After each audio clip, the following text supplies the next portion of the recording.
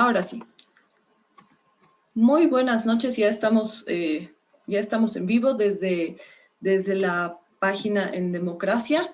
Les damos la bienvenida a todos los que nos están siguiendo en esta transmisión y les damos la bienvenida a nuestros panelistas. Si pueden prender sus cámaras para que todos nos vean.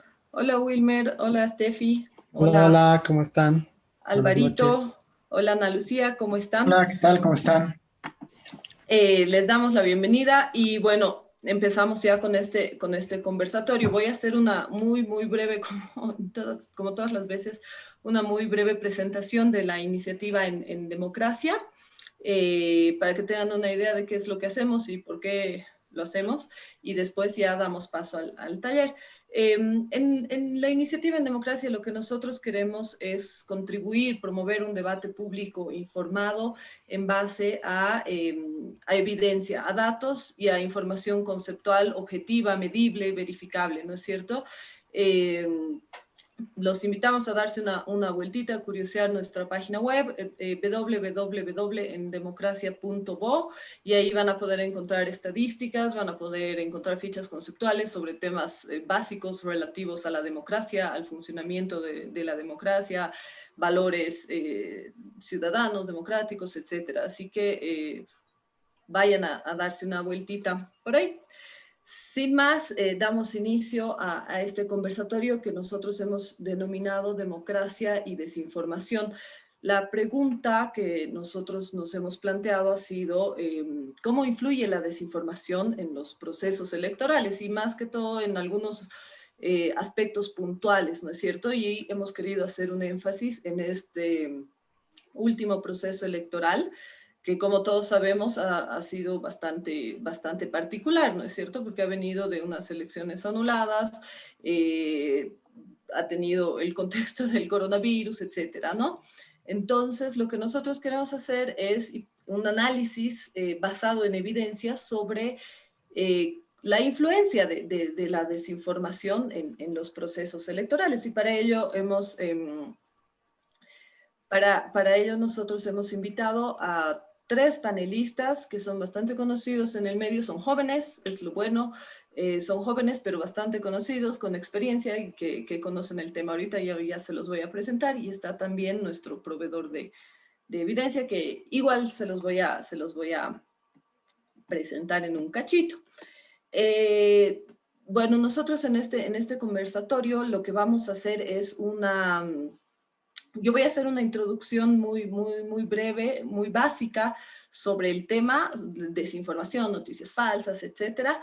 Y después vamos a plantear una pregunta de análisis que la va a hacer nuestro proveedor de evidencia. Él va a plantear un set de data que va a acompañar esta pregunta de análisis, y les vamos a dar paso a los chicos para que puedan comentarla, para que puedan analizarla, y así 3 rondas de preguntas. Al final los invitamos a todos los que nos están viendo en la transmisión, en la página, que dejen sus preguntas ahí en la parte de comentarios, preguntas, comentarios, lo que sea, para tener una ronda final en la que nuestros panelistas puedan responder, hacer una réplica, etcétera, ¿no? De nuevo, la idea es hacer el análisis en base a este set de evidencia, ¿no?, que nosotros hemos preparado, y un poquito profundizar un poco sobre el tema de la desinformación, que todos lo escuchamos todos los días, está en todo momento, pero a veces no se sabe bien qué es, cómo funciona, por qué, etcétera. Y bueno, es para ello que los chicos nos están aquí para ayudarnos. Así que ahora yo voy a presentar mi pantalla para hacer esta breve introducción. Si me dan un segundito. Ya debería estar. ¿Me confirman si se ve? ¿Sí? Ya está. ¿Lo ven? Ahora sí. Ahora sí. Súper. Bueno, antes de empezar, hay que hacer algunas consideraciones previas Seguramente los panelistas tendrán muchas más. Aquí solamente hemos puesto algunas que hemos encontrado en la literatura que son relevantes y que hay que saber, ¿no es cierto? Que todos tenemos que saber y tener en cuenta. Pero bueno, hay muchas más.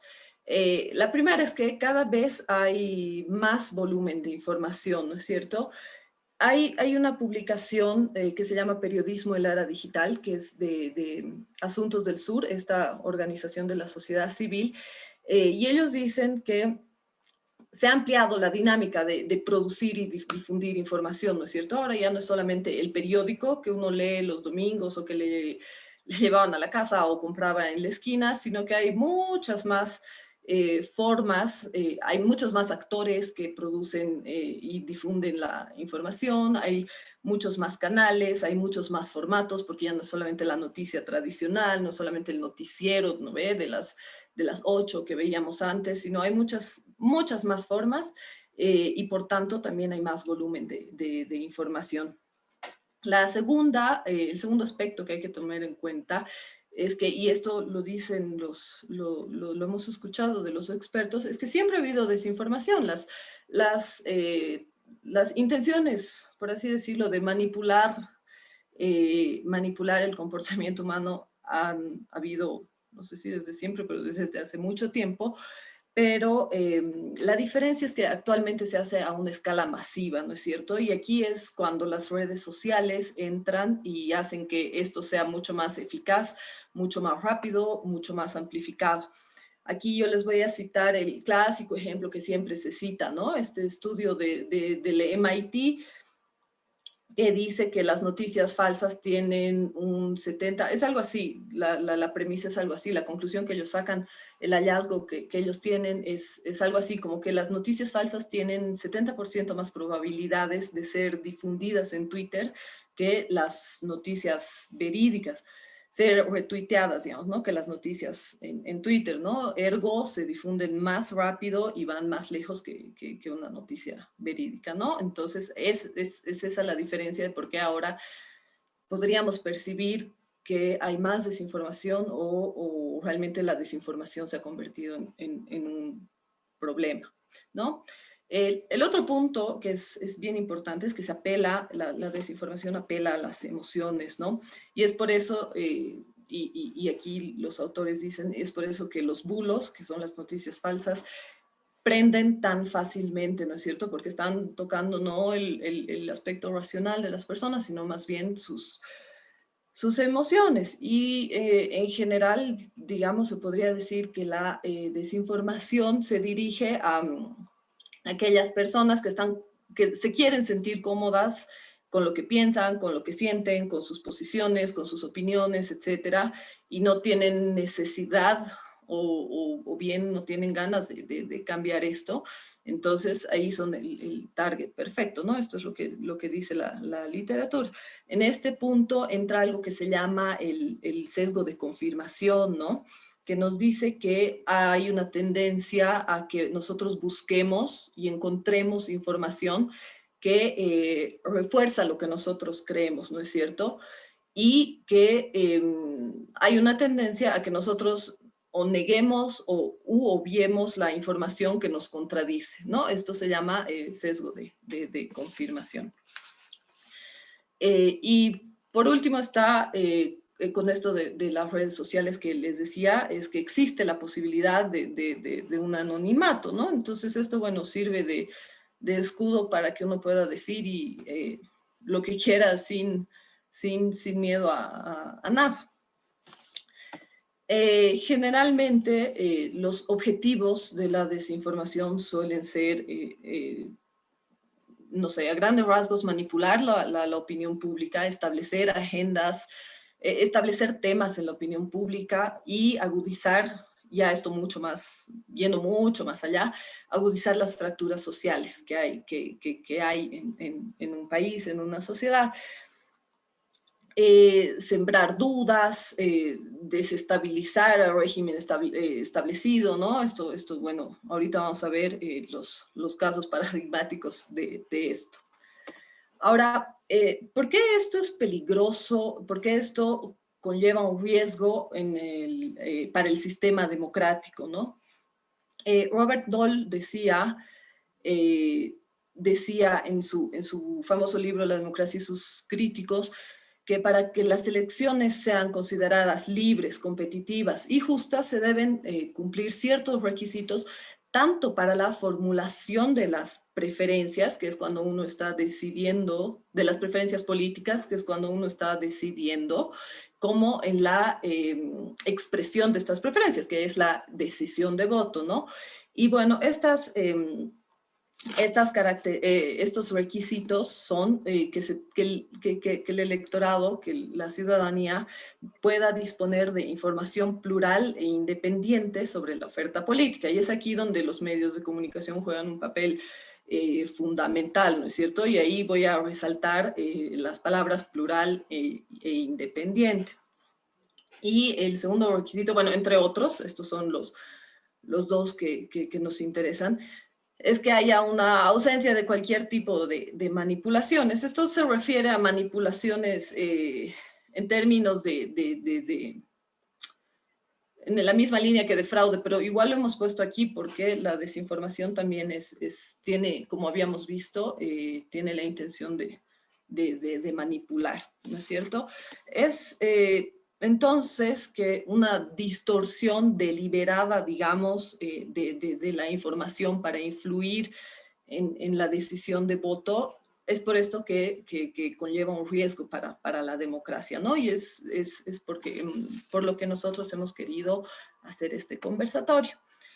Como les decía, hay estos casos paradigmáticos que ya todos los hemos escuchado y conocido, ¿no? Empezando con la primavera árabe allá por el 2011.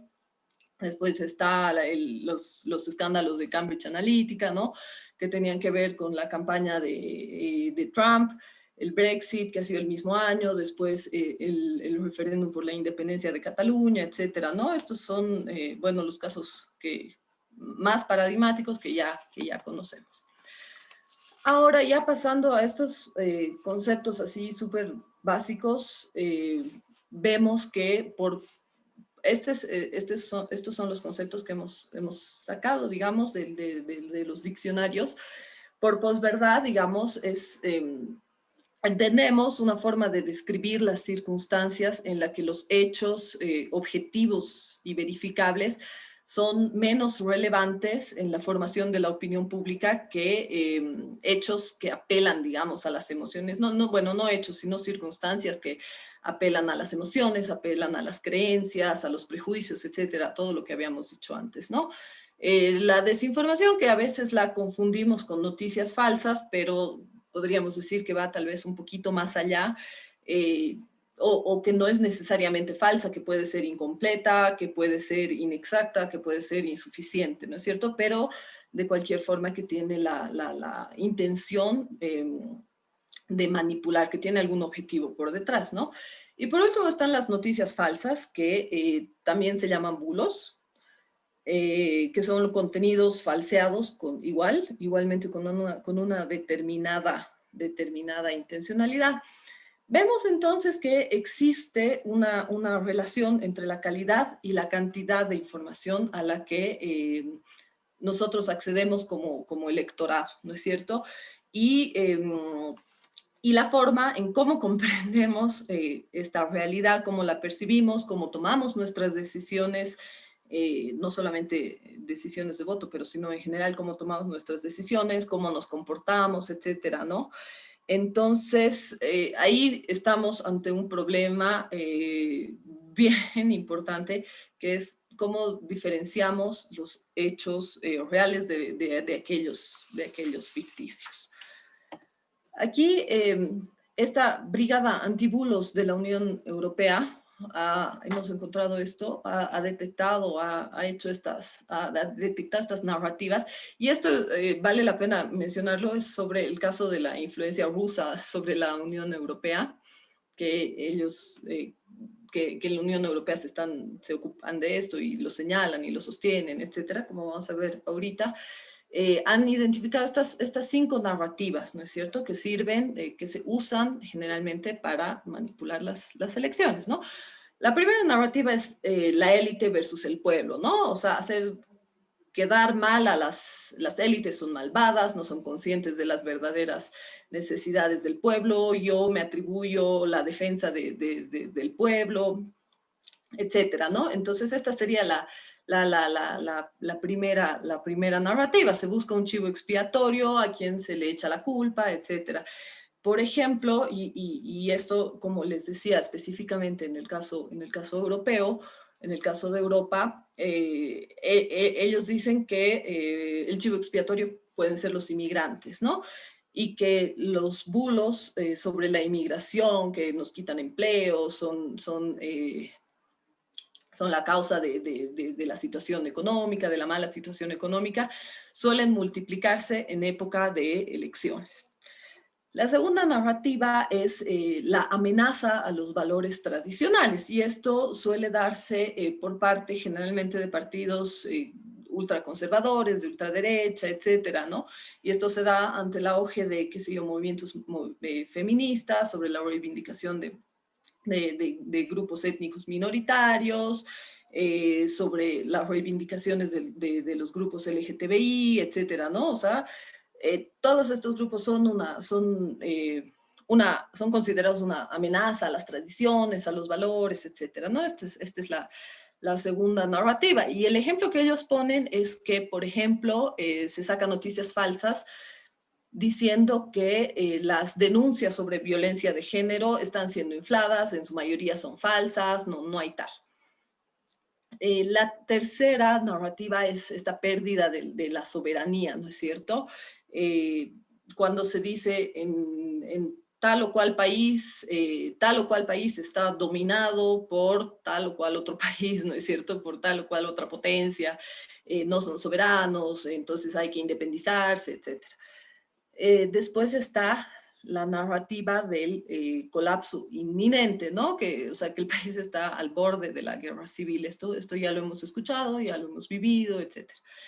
Y por último está esta onomatopeya, bueno, me ha faltado un creo, jajaganda, que no sirve necesariamente para convencer a las personas de algo, sino más bien ridiculizar mediante el humor, digamos, utilizando estrategias humorísticas al contrincante y por tanto restarle credibilidad, ¿no? Hacerse la burla, en pocas palabras.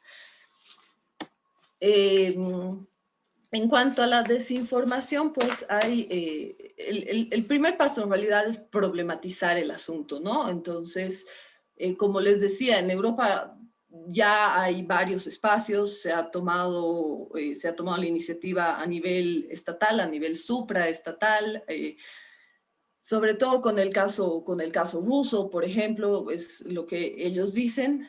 Según esta publicación de Asuntos del Sur que les decía, ¿no? Que se llama Periodismo en la Era Digital, en América Latina estos espacios que problematizan este asunto todavía son escasos, están recién surgiendo, ¿no? Y por ejemplo está el debate de la regulación, cuáles son los límites a la regulación para que no sea una censura, ¿no es cierto? ¿Cuándo se considera una censura? ¿Cuál es la línea para considerar la regulación una censura? ¿Cómo se va a hacer la legislación? ¿Qué va a pasar con la libertad de expresión? ¿Qué va a pasar con la libertad de periodismo? De repente alguien se quiere aprovechar y aprovechando el pánico, regular más y de repente, no sé, coartar este tipo de libertades, etc. Sin duda es un tema muy complicado y a los chicos seguramente conocen más, ellos nos van a estar comentando. Sin duda es bastante complicado. El debate está servido, está sobre la mesa, la línea es muy delgada, pero bueno, habrá que seguirle el paso a estos debates. Aquí hay algunas iniciativas, digamos, para combatir la desinformación. Hay muchísimas más, ¿no? Pero estas son solamente algunas. En Bolivia quiero destacar las iniciativas de Bolivia Verifica y Chequea Bolivia, que son fact-checkers ambos y bueno, lo que hacen es verificar noticias, el discurso público, etcétera, ¿no?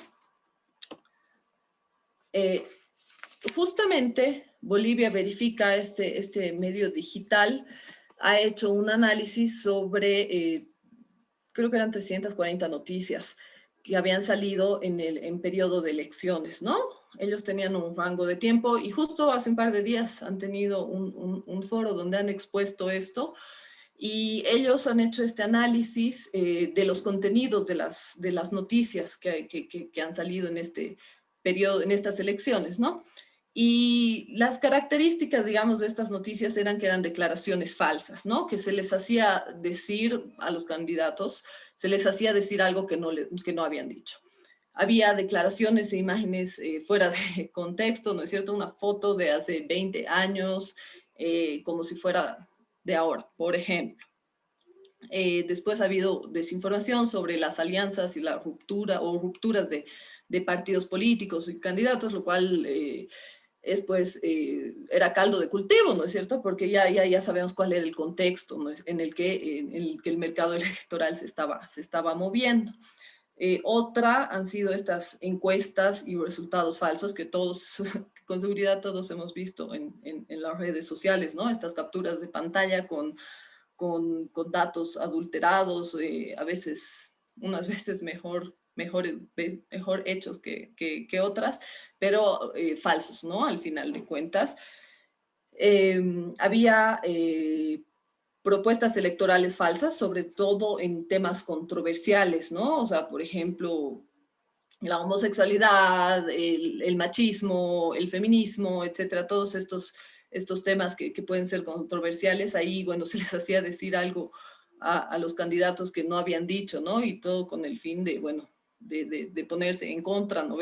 A ese grupo de gente. Y por último, ataques a la autoridad electoral, ¿no? Como todos hemos visto, había denuncias de fraude.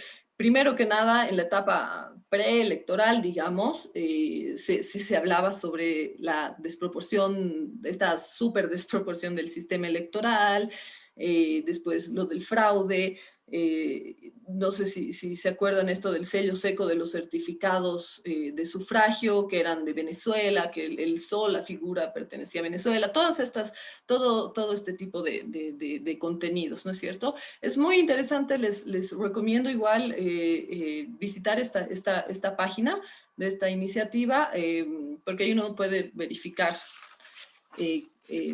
las noticias ya en nuestro contexto boliviano. Yo termino aquí y ahora yo les voy a dar paso a los panelistas para que puedan responder a las preguntas. Pero primero los voy a presentar. Con nosotros está Álvaro Chirino, él es estadístico y matemático de profesión de la Fundación ARU, es quien ha elaborado y va a presentar la evidencia esta noche. Tenemos a Stephanie Tapia, ella es licenciada en negocios internacionales, tiene estudios en ciencias políticas, igual activista. Wilmer Machaca, él estudió sociología, ingeniería de sistemas, es ciberactivista. Y tenemos, por último, pero no menos importante, a Ana Lucía Mamani, ella es politóloga que recién está terminando, bueno, ya ha terminado un máster en España, así que ya pronto la tendremos de vuelta. Sin más, yo los presento, ya sabemos la dinámica. Álvaro va a leer la pregunta, va a presentar la evidencia y de ahí les damos paso a los panelistas para que puedan comentarla, puedan analizarla en base a estos datos que Álvaro ha mostrado. Son 3 preguntas y al final, bueno, comentarios, preguntas del público, no se olviden, nos escriben ahí en los comentarios, en la transmisión, y nosotros los vamos a leer, vamos a hacer, y así. Con esto comenzamos, Alvarito, por favor. Muchas gracias, Natalia. Buenas noches a todos. Un gusto estar con ustedes en este conversatorio. Y bueno, empecemos con las preguntas. Comentarles que la hermenéutica es, yo les voy un poco comentando la pregunta, les presento algo de información y bueno, sobre eso empezamos a hacer algunos, bueno, los panelistas en realidad empiezan a hacer algunos comentarios. la primera pregunta que planteamos es, bueno, ¿qué impacto han tenido las redes sociales en la última campaña electoral, ¿no? ¿Qué impacto han tenido las redes sociales en la última campaña electoral? Tal vez hay mencionar que las fuentes que hemos buscado para tratar de responder esta pregunta, viene por un lado de las búsquedas en Google Trends de las personas, las encuestas de Tu Voto Cuenta que tienen justamente liberadas sus bases de datos y algo de Twitter para hacer un análisis de sentimiento. Tal vez incluso en este punto valdría la pena también comentar una fuente que hubiera sido interesante colocarla, pero tal vez un tema de tiempo y de procesamiento es un poco más complejo. Al momento de ver esto de las redes, tenemos que tratar de entender los dos componentes, ¿no? El que ofrece la noticia y el consumidor de esta noticia como tal. A partir de lo que pasó con Cambridge Analytics, Facebook ha de alguna manera puesto más candados para las publicidades en sus medios y ofrecen, por ejemplo, una librería de anuncios, ¿no? Una biblioteca de anuncios donde uno puede ver quién ha pagado más, por qué anuncio y cuántas impresiones han tenido, por ejemplo, ¿no? Eso hubiera sido interesante mostrarlos para que vean la oferta desde quién está pagando más para que se promocionen qué anuncio, por ejemplo, ¿no? Pero los gráficos que hemos presentado ahora están más enfocados hacia los informantes, ¿no? Los que han recibido la información o los que han buscado informarse de alguna forma. Este primer gráfico lo que muestra es la tendencia de búsqueda de los candidatos en Bolivia, ¿no? La tendencia de búsqueda de los candidatos. Hemos puesto ahí a los últimos, bueno, hemos puesto cuatro personalidades, ¿no? que eran candidatos hasta antes de las elecciones pasadas. Está Carlos Mesa en la línea roja, está Fernando Camacho con una línea un poco más verde, está Yanine Áñez con otra línea un poco verde, un poco más eléctrico, y después tenemos a Luis Arce que está en rojo. La tendencia cubre justamente desde finales del 2019 hasta la fecha de ahora, ¿no? Estas tendencias se recolectan a partir de lo que la gente, cuando entra a su navegador, plasma estas palabras, ¿no? Por alguna razón una persona está interesado en buscar algo de información de Carlos Mesa, pone, ¿no? De Luis Arce o de Fernando Camacho. Entonces trata de rescatar los momentos en los que las personas han ido buscando a los distintos candidatos. Y la motivación principal de este gráfico es mostrar que existen picos en los que en algún momento la gente, por alguna noticia posiblemente, ha empezado a buscar más información de algún candidato en específico. Ya llegando hacia las elecciones, tal vez hacia octubre, claramente hay una crecida muy fuerte, ¿no? En la última línea, donde está octubre 20, donde la gente seguramente ya previas a las elecciones trata de informarse, trata de ver cuáles son las simplificaciones, y bueno, ahí después se dispara esta línea morada, que es justamente Luis Arce, cuando sale ganador de las elecciones. Entonces, claramente hay una conexión entre el Internet, entre esto de las redes sociales, con un poco las necesidades de información que tiene la gente. Al menos en Google Trends se puede percibir eso, ¿no? Este es un primer elemento. El siguiente gráfico, bueno, más que gráfico, es una tabla donde tratamos tratamos de responder la pregunta si realmente las redes sociales tienen alguna conexión con la percepción política, ¿no? Con esta elección de algún candidato en particular. Y hemos buscado ahí en la elección, bueno, en la base de datos de Tu Voto Cuenta, de una de las encuestas, de la primera encuesta en realidad, y hemos tratado de contrastar el apoyo que declaraban hacia cierto candidato respecto la tenencia o el uso en realidad del WhatsApp, ¿no? Las personas con WhatsApp, las personas sin WhatsApp y las personas sin celular. Pensando que debería, si es que existiera algún tipo de relación entre los candidatos y el WhatsApp, debería estadísticamente salir un resultado de que existe cierta dependencia, ¿no?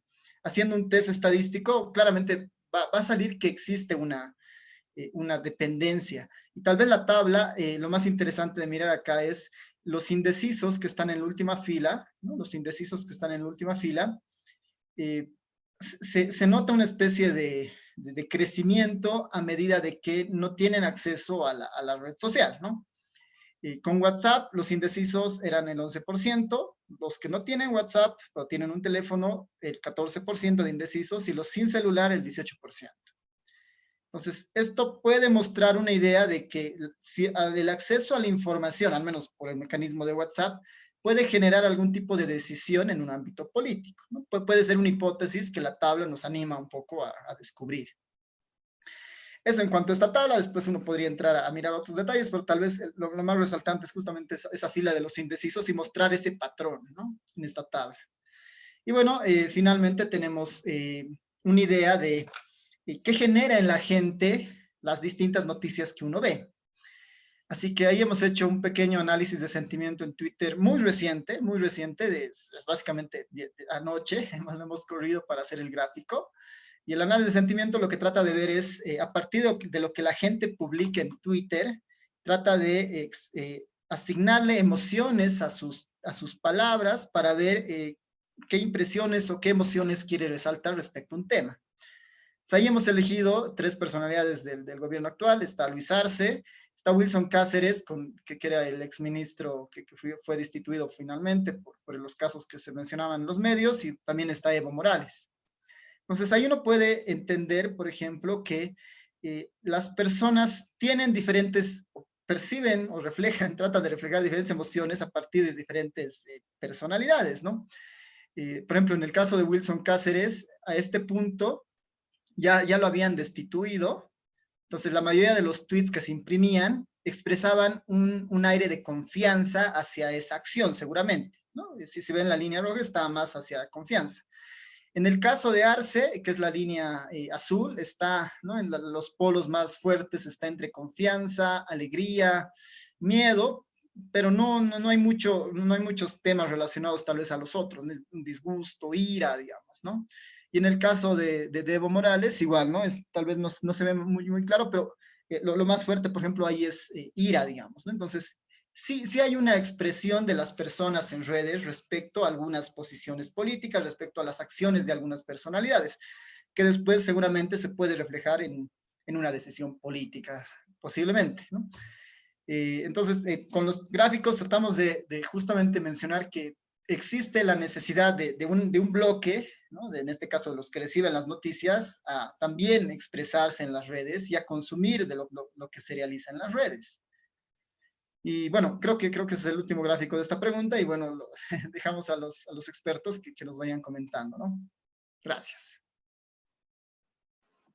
Gracias Alvarito por tu valiosa presentación. Ahora sí les damos paso a los panelistas, y así por orden de sorteo y después vamos cambiando. Steffi, comenzamos contigo.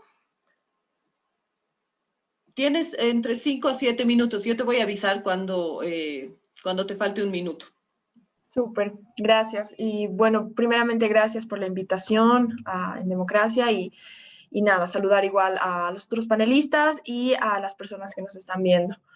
Bueno, este tema me parece muy importante, ¿no? Cómo han afectado las redes sociales en las elecciones, cómo afectan incluso en temas de democracia, que creo que es sumamente importante hablarlo.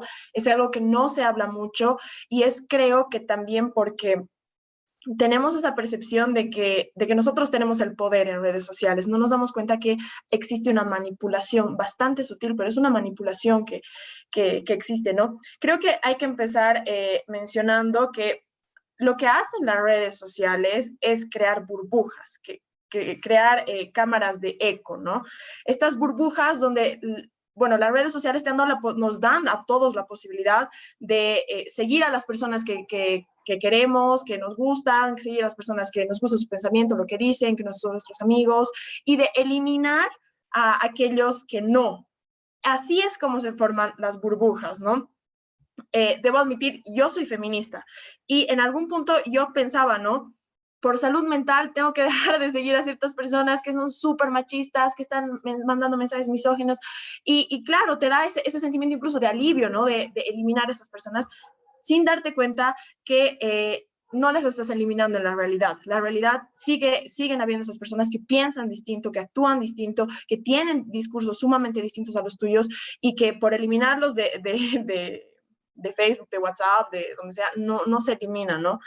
Y entonces lo que nos dan las redes sociales es este falso sentimiento de que lo que creemos y de lo que nuestro entorno nos dice en redes sociales es la verdad, es lo real, lo que representa, como si representara a todo el país, ¿no? Es ese sentimiento incluso de identidad, ¿no? Pero es bastante peligroso eso porque nos demuestra que yo escuchaba igual mucho en época de elecciones, que además en época de elecciones había montón de información que estaba en las redes sociales, pero escuchaba como gente se sorprendía muchísimo con los resultados, ¿no? Y decía, ¿cómo puede ser que haya ganado con 55% el MAS si en mis redes sociales nadie quería votar por el MAS?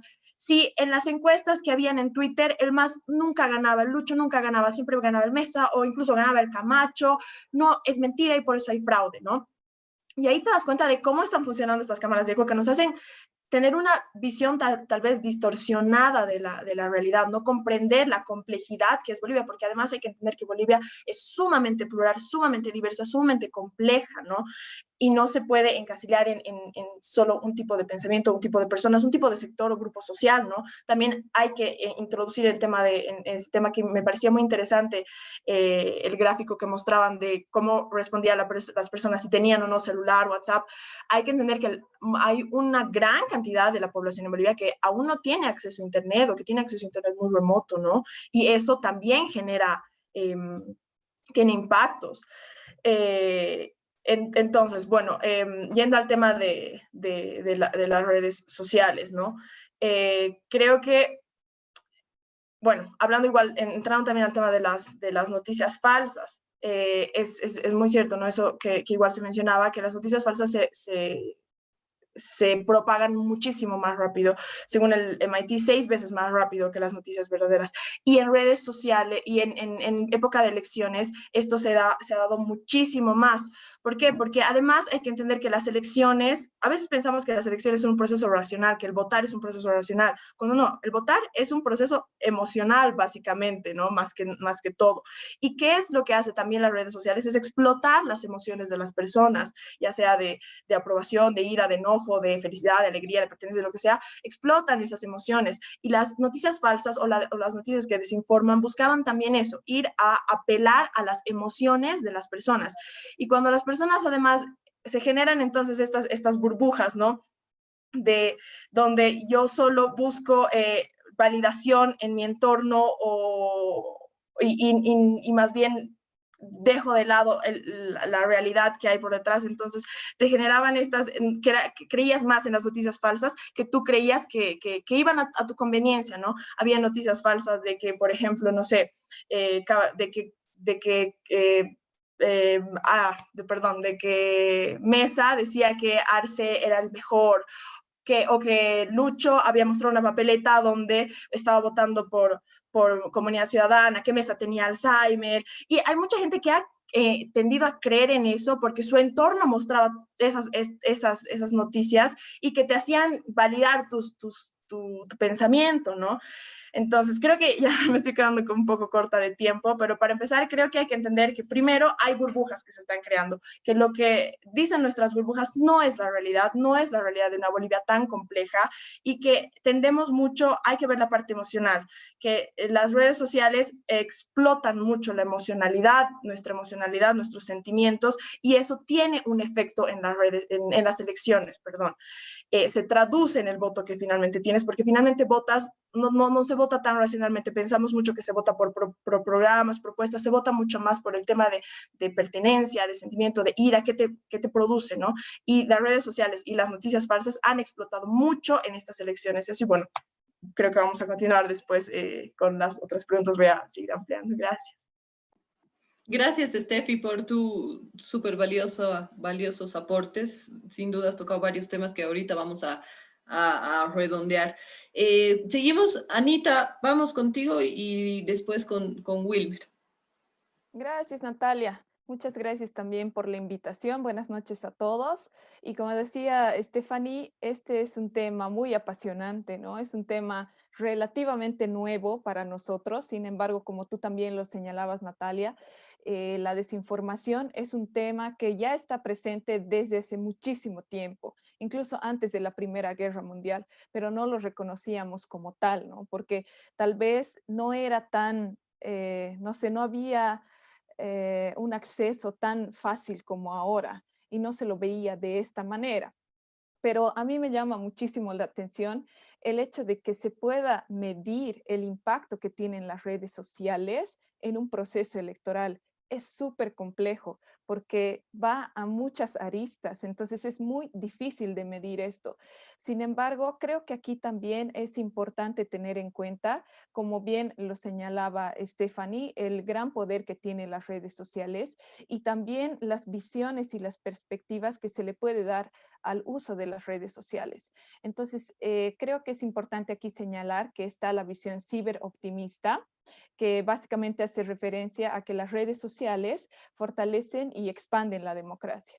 Y también la visión ciberpesimista, ¿no? Que básicamente se refiere a esta reproducción de los sesgos que ya existen en la esfera pública tradicional. Entonces, nosotros tenemos que ver básicamente por cuál de las dos perspectivas podemos tomar en cuenta las redes sociales. Porque si bien ahora podemos decir que gracias a las redes nosotros podemos difundir o podemos decir lo que pensamos, lo que sentimos y todo eso, cosa que antes no se podía.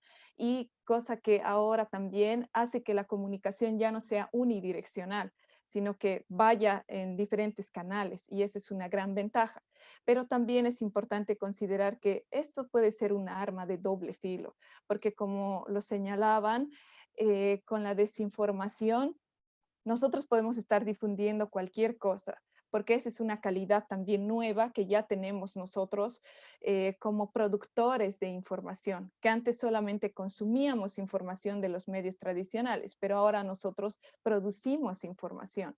Entonces, las redes sociales masifican todo eso de una manera increíble y es muy peligroso para cualquier proceso electoral y es más peligroso todavía si es que nosotros no sabemos utilizar aún bien estas herramientas, ¿no?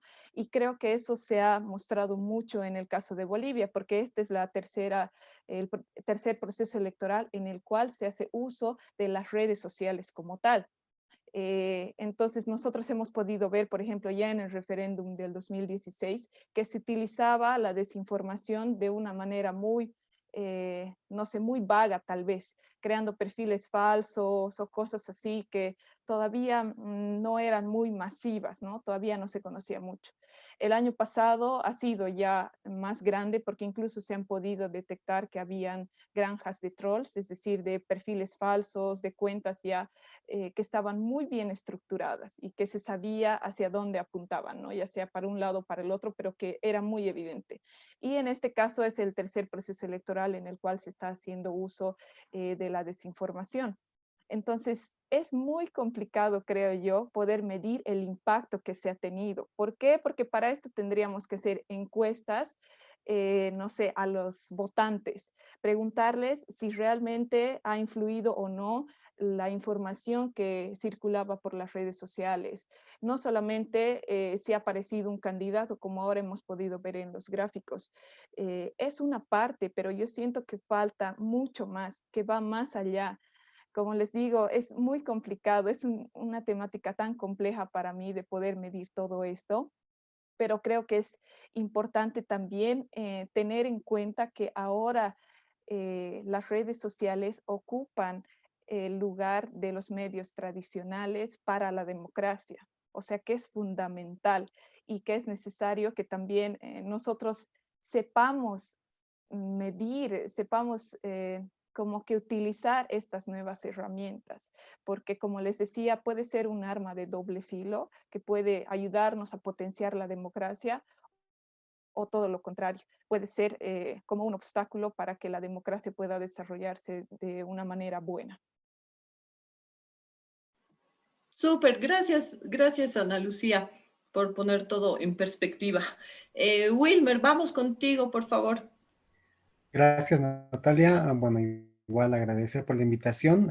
Contento de poder compartir algunas ideas y algunos criterios a partir de la pregunta y los datos que se nos ha podido mostrar. Yo creo que, y que es bien necesaria, es la pandemia. Uno hubiera pensado, hubiera considerado que por las restricciones, por la cuarentena, por la poca movilidad que existía ya desde las restricciones, este iba a ser un proceso electoral sumamente concentrado y con bastante esfuerzo y con bastante potencia dentro del ámbito digital y virtual. Sin embargo, diremos, ya viendo un poco el desempeño, digamos, de las campañas digitales de las distintas candidaturas, desde el punto de vista el cual yo he podido aceptar, me parecen que han sido campañas digitales pésimas, ¿no? Creo que inclusive lo que ha sido, lo que está dentro de la cultura política boliviana, es decir, hacer campañas en la calle, hacer caminatas, caravanas, puerta a puerta, aún sigue muy fuerte, muy vigente, y uno hubiera considerado y creído que tal vez la pandemia hubiese sido un impedimento para ello, cosa que no ha sido así. Es más, me atrevería yo a decir que un poco viendo esto de que el candidato que más tal vez calle hizo, el que tal vez más se acercó a lo tradicional o a la forma más tradicional de hacer política en Bolivia.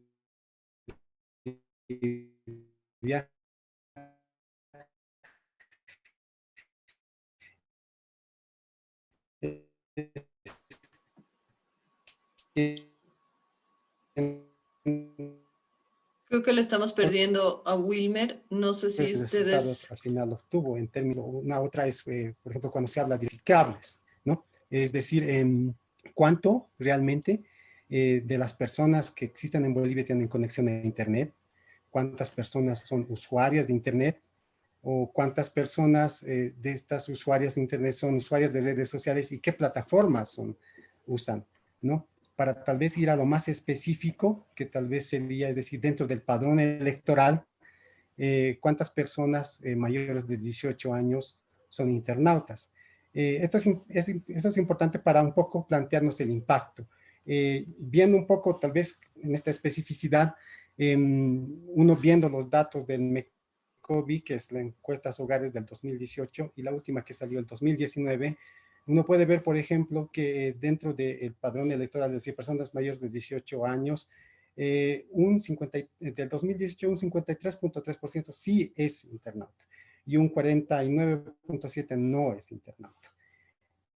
En el 2019 hay un leve crecimiento, un 53.4% es internauta y un 46.6% no es internauta. Es decir, que prácticamente es una mitad del país, ¿no? Es decir, dentro de ese espectro que debemos de medir el impacto, tenemos que considerar que hay un país que no está en las redes sociales, no está en Internet, y hay otro país que sí, ¿no? Pero también uno puede tener una percepción como usuario, es decir, como facebookero que soy. Entiendo que, por ejemplo, el impacto que he visto o percibido en este proceso electoral, sobre todo, diremos, ha acentuado las diferencias, la polarización. Es un elemento que se puede evidenciar claramente, pero esta polarización no es nueva, ya tiene bastante tiempito, que no nace en este proceso electoral, tampoco va a concluir en este proceso electoral, es decir, acentuar las diferencias.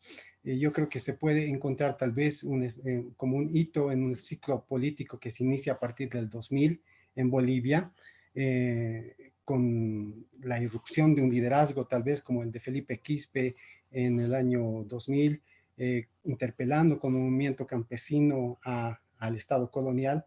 En ese entonces él hablaba discursivamente de unas dos Bolivias, y esto generó una agenda política que es de octubre del 2003. A esta agenda de octubre del 2003, posteriormente pasan años, hay una contraagenda que se genera desde lo regional, que son los cabildos y la agenda de las autonomías. Es decir, que también desde este otro polo se habla de dos Bolivias, es decir, una Bolivia que en ese momento se hablaba de la nación Camba y un país que sería el Alto Perú. Es decir, ¿qué quiero decir con esto? Que estos son antecedentes necesarios para entender un poco la polarización que hoy vivimos en las redes sociales.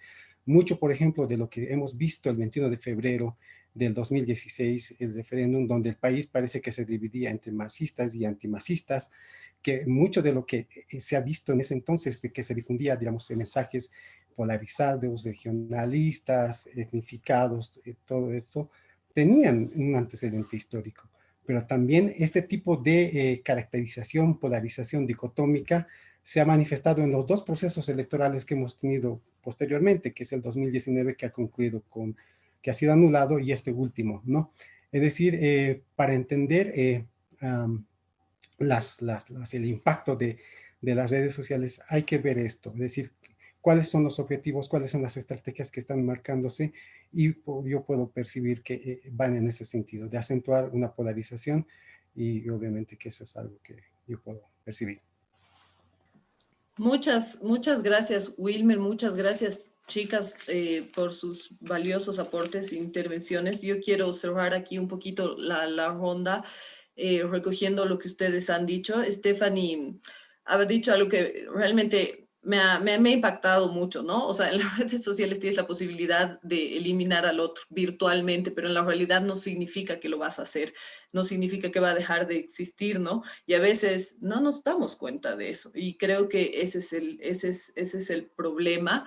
Has dicho, Stephanie, que ha habido sorpresa en los resultados, cuando en realidad es como si hubiera dos Bolivias, ¿no? Y ahí Wilmer también, o sea, han mencionado, inevitablemente hemos tenido que mencionar en esto de la polarización, en las fracturas sociales que hay a nivel étnico, a nivel regional, que sirve y que hay que tener en cuenta para contextualizar este tema de las redes sociales y el impacto que tienen en un proceso electoral. Y ahí Ana Lucía ha dado en el clavo, es bien difícil medir el impacto, y eso lo va a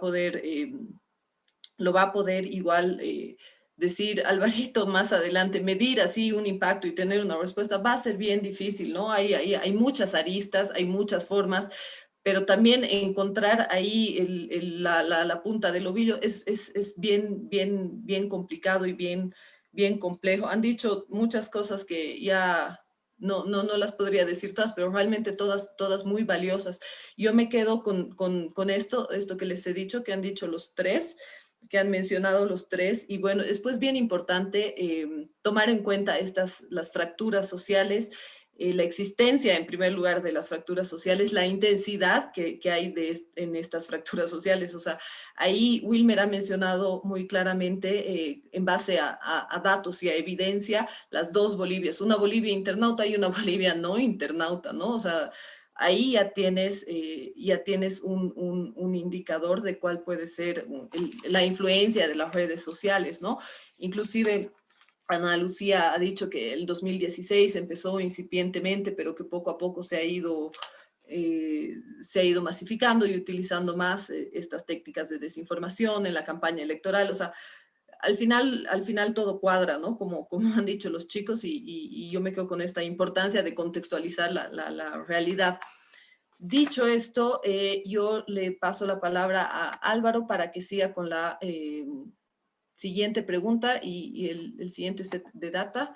Ahí les comparto mi pantalla. Esta es la que acabamos de ver, y esta es la segunda pregunta. Alvarito, adelante, por favor. Vale, Natalia, gracias.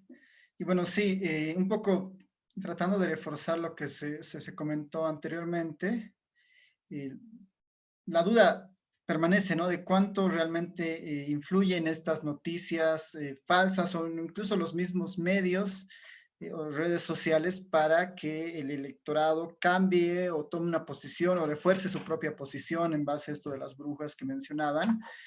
Y el mejor ejemplo de que eso ocurre, se puede armar, es lo que sucedió con Cambridge Analytics, que a partir de los test psicológicos, a partir de la recolección de 5.000 data points sobre 220 millones de personas, podían focalizar claramente los anuncios, y todo esto llevó esto, bueno, a todo el proceso del cierre de Cambridge Analytics, todo el juicio, todas estas cosas con Facebook, que creo que son lecciones bastante interesantes, que nos siguen poniendo a mirar estos temas de cuánto realmente la información puede afectar a las personas y más aún, en este caso, las noticias falsas o la desinformación, ¿no?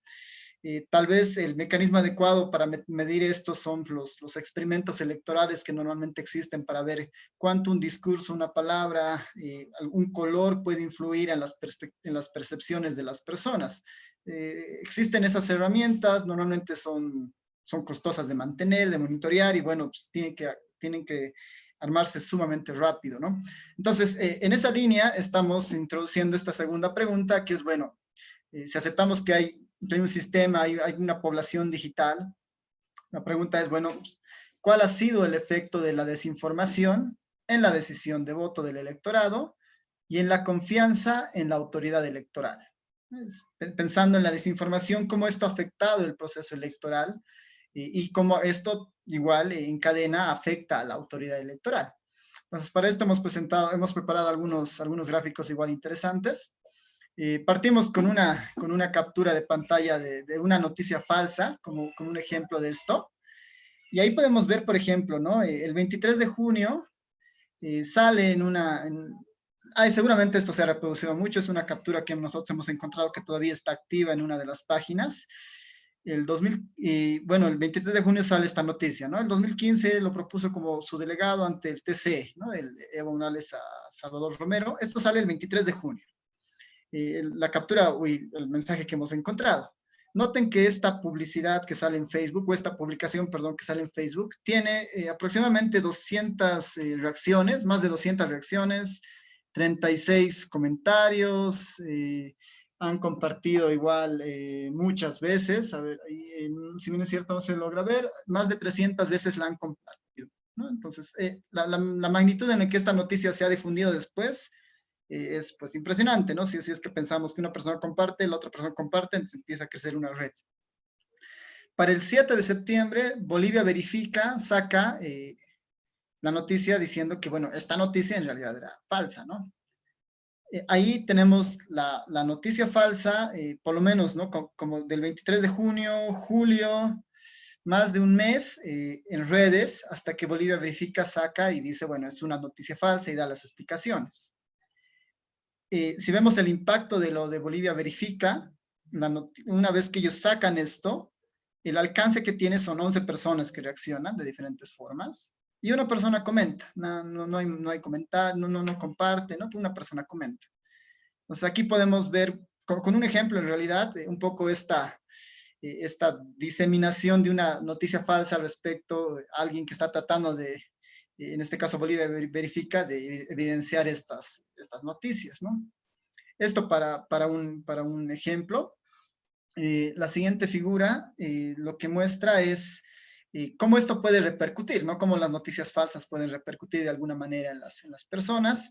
Y utilizando la segunda encuesta de Tu Voto Cuenta, hay una pregunta donde se les plantea a las personas que den en una escala del 1 al 7, donde 7 es lo mejor y 1 es lo peor, marquen la confianza que tienen en ciertas instituciones, ¿no? Marquen la confianza que tienen en ciertas instituciones y el Tribunal Supremo Electoral, que está allá arriba, ¿no? La primera fila, está bordeando el 3, ¿no? El 3 de confianza de esta escala del 1 al 7, ¿no? Es menor de la mitad, que es 4, y tal vez ahí la Iglesia Católica todavía tiene confianza, la gente tiene confianza, pero ninguna de las instituciones logra una mayor confianza superior a 4, ¿no? Y eso puede llamar poderosamente la atención, en un sentido de que posiblemente no estamos ante un Estado que, bueno, ante una población que no confía en sus instituciones. Y ahí el órgano electoral, como el que está llevando las elecciones, de alguna manera es preocupante por justamente la confianza que se refleja, ¿no? Hacia las personas.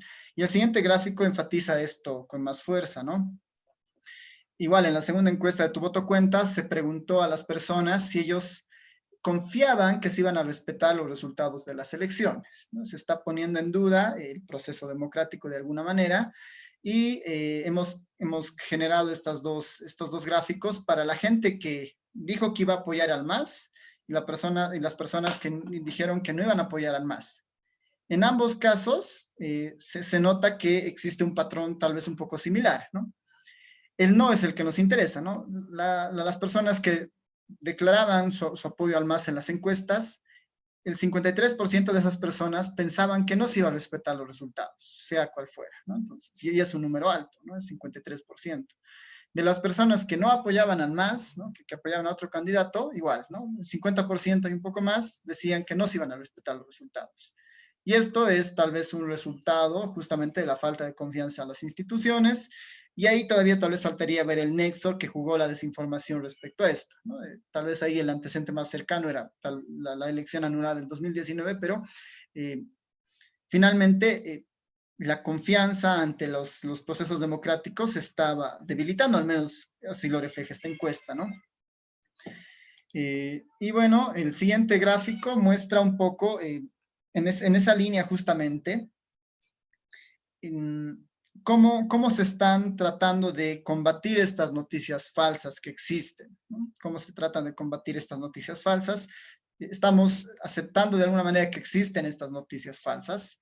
No sabemos en qué volumen se generan, ¿no?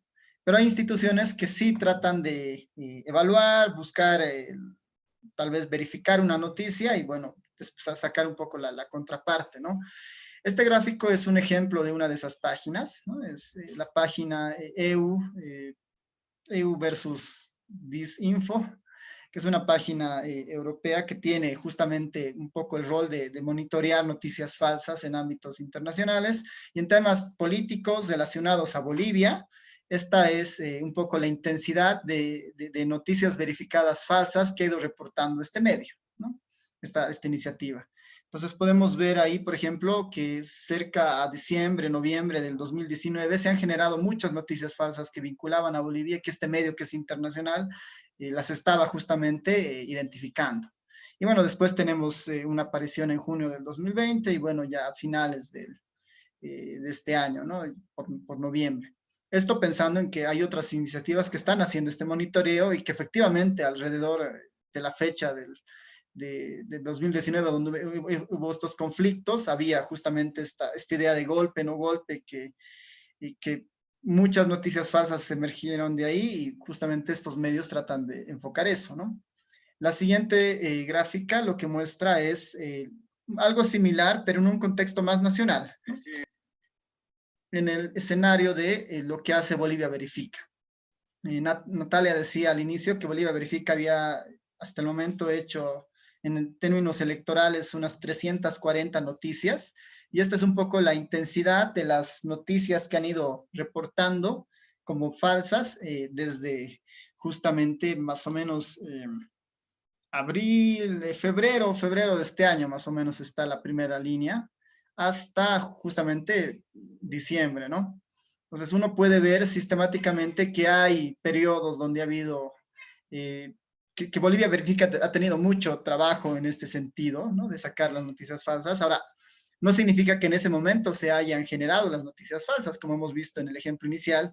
Posiblemente esta reacción provenga de una diseminación previa de la noticia falsa, que no sabemos cuánto tiempo ha estado rondando, ¿no? Y tampoco significa que esta sea un historial de todas las noticias falsas que existen, ¿no? Son las noticias falsas que seguramente han tenido más eco y que Bolivia Verifica en base a sus procedimientos las ha podido identificar y las ha podido contrastar, ¿no? No es un conteo de noticias falsas, sino es un conteo de las noticias falsas que Bolivia Verifica ha detectado para hacer esto. Eso es importante mencionar en este punto. Y bueno, sí, efectivamente, lo que nos muestra esas concentraciones que alrededor de las fechas de las elecciones se han empezado a notar más presencia de noticias falsas, ¿no? Y bueno, finalmente tal vez mostrarles un gráfico para ver que ciertos términos pueden tener una implicancia fuerte en la población. Nuevamente utilizando el Google Trends, tenemos la tendencia de búsqueda del término fraude en Bolivia, ¿no? Hay una discusión muy fuerte ahora de que si hubo fraude o no hubo fraude. y la gente consume eso y bueno, está interesada en tratar de tener algún tipo de respuesta. Y en esta misma línea, podemos ver por lo menos desde el 2016 este gráfico, la tendencia de la búsqueda de la palabra fraude por las personas en el navegador de Google. Y bueno, esto se dispara para justamente a las elecciones del 2019. Esto cae y bueno, nuevamente trata de despegar este término, tal vez a partir de la desinformación, a partir de muchos de los elementos que se fueron dando para las elecciones del 2020. Sin embargo, no, ¿no? De que la gente empezó a buscar esto, ¿no? Bueno, eso como tal vez un insumo este punto de que la desinformación sí tiene algún tipo de relación con cómo la gente decide, ¿no? De alguna manera su preferencia política. Eso, gracias.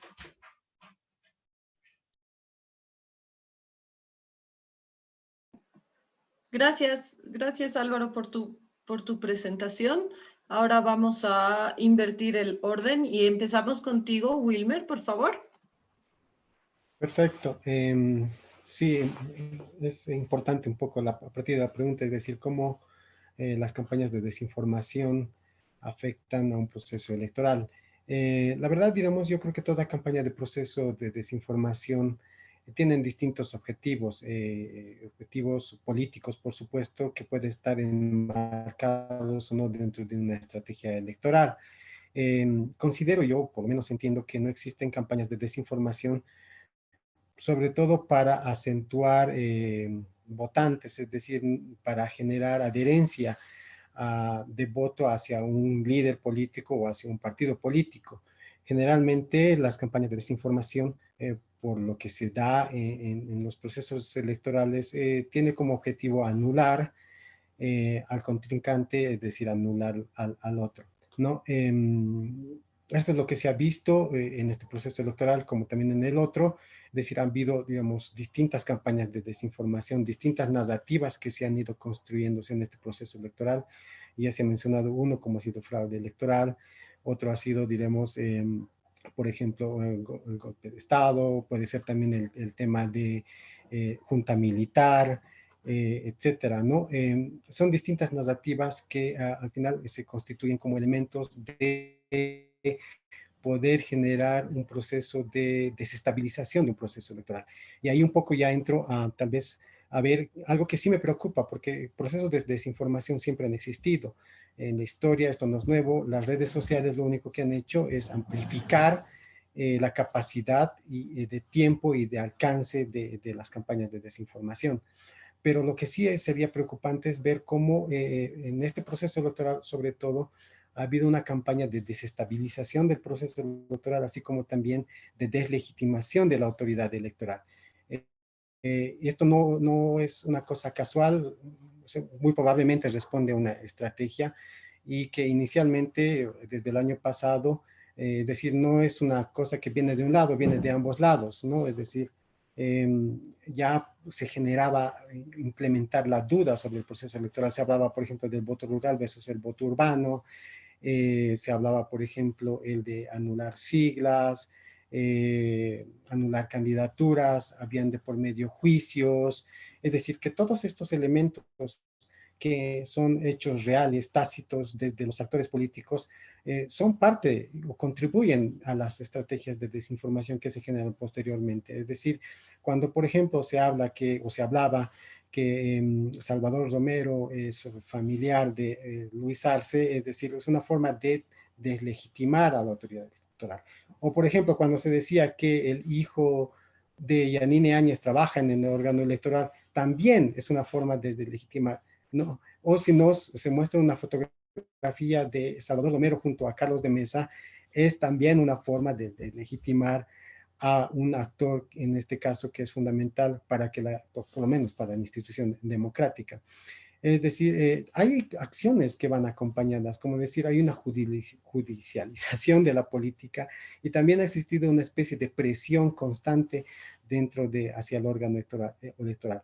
Por supuesto, esto sí es preocupante, es una cosa que nos debe llamar la atención, porque mucho detrás de estos relatos y de estas narrativas pueden tal vez ocultarse objetivos y tal vez intenciones que no necesariamente vayan a contribuir a procesos democráticos. A mí lo que me preocupa, por ejemplo, es, digamos, que a partir de deslegitimar un proceso electoral, hay mucha gente que haya pedido una junta militar. Eso sí es un proceso, es una cosa que nos debe de preocupar, y hay gente que está absolutamente convencida, e inclusive se hincaba para pedir que militares o policías asuman el control del Estado. Entonces, hay que ver la cosa completa, actores políticos, procesos de desinformación, relatos y narrativas, y cuáles son los objetivos, ¿no? Eso. Muchas gracias, Wilmer. Ahora pasamos con Stephanie, por favor. Claro. Bueno, creo que aquí hay que ver, bueno, en el tema de la desinformación y el impacto que llegan a tener, de nuevo hay que contextualizarlo, creo, ¿no? Si bien se han puesto ejemplos de desinformación y de fake news también en países como Estados Unidos o Gran Bretaña, el Brexit, la victoria de Trump, que han tenido muchísimo impacto, creo que hay que, de nuevo, contextualizarlo en Bolivia. En Bolivia hay una gran parte de la población que no tiene acceso a Internet, a celulares, a redes sociales, o no tiene un acceso regular. Lo mismo. En esa medida, creo que si bien hay un impacto de la desinformación en las campañas, en los procesos electorales, hay que también cuantificarlo y medirlo, ¿no? ¿Cuán real es ese impacto? Creo que, bueno, leía hace un tiempo una afirmación que decía que para que una noticia falsa o una desinformación tenga impacto, un impacto grande, tiene que trascender a los medios tradicionales, porque lo que sabemos es que la mayor parte de la gente en Bolivia se informa a través se sigue informando a través de medios tradicionales, ¿no? De la televisión, la radio, siguen siendo medios que tienen quizás una hegemonía en el tema de la información, porque llegan a todo lado, ¿no? A diferencia del Internet, que además tiene un costo más elevado, etcétera, ¿no? Sin embargo, tampoco hay que negar la importancia que sí han tenido y el impacto que tienen en el tema de desinformación, ¿no?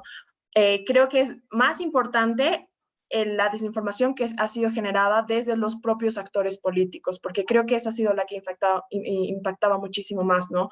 Cuando, no sé, cuando Luis Arce agarraba y decía que probablemente había o podía haber fraude porque el tribunal había sido electo por, el presidente del tribunal había sido elegido por Yanine Áñez, o creo que en estos procesos de desinformación, cuando Camacho igual hablaba de estos temas del fraude, ¿no? Yo creo que esos son los que tienen muchísimo más impacto. Y de nuevo, ¿por qué? Porque llega, además de esa desinformación que te genera estos actores políticos, el hecho de que haya tanta información en elecciones que ya no sabes qué es verdad, qué creer o qué no. Además, entra el tema de que muchas de estas, de la desinformación o de las noticias falsas, iba en formatos sumamente creíbles, ¿no? Se da el tema de las deep fake news también ahí, que creo que es importante introducirlo, que realmente incluso para las personas que cuestionan o que tienen un poco más de conocimiento sobre estos temas, es difícil saber si es que era la noticia verdadera o no. Era sumamente engañosa, ¿no?